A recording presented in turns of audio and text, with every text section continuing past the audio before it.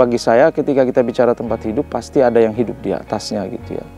Nah, manusia, hewan, tumbuhan, kita hidup di atasnya gitu, mulai dari kita lahir sampai kita mati dan generasi berikutnya. Sehingga bagi saya lingkungan itu sesuatu yang tetap, yang kemudian dari generasi ke generasi dinikmati oleh banyak generasi. Sehingga ketika generasi sekarang merusaknya, maka generasi berikutnya tentunya akan menuai hal yang sama, kerusakan yang dia tuai. Dan itu mempersulit sebenarnya. Dan bagi saya dalam konteks itu maka kita berpikir bahwa lingkungan itu adalah titipan sebenarnya. Bagi anak cucu yang ke depan itu, mereka titip ke kita untuk bagaimana menjaga lingkungan itu.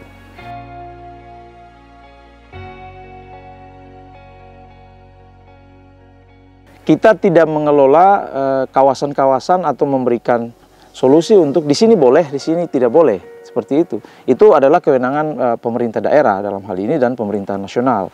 Ketika memberikan lahan, mereka tahu di mana lahan yang cocok. Tapi ketika lahan itu sudah dimiliki, sudah masuk dalam konteks di proses awal perizinan dan sampai dengan dimiliki oleh perusahaan untuk proses pembukaan, maka proses sustainability ini yang kita dorong, kita ajak teman-teman untuk di perusahaan maupun di pemerintah misalnya dan masyarakat adat untuk bagaimana di dalam proses membangun kelapa sawit dari hilir sampai hulu itu melakukan proses sustainable di situ.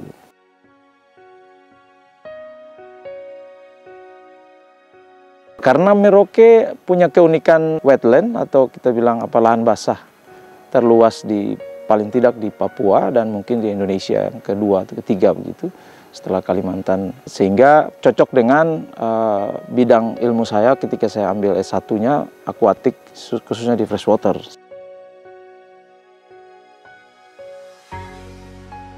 Kalau saya lihat anak muda, yang pertama jiwa semangatnya itu yang penting dan aware sebenarnya itu yang harus dimiliki oleh seorang pemuda. Ketika dia melihat di sekitarnya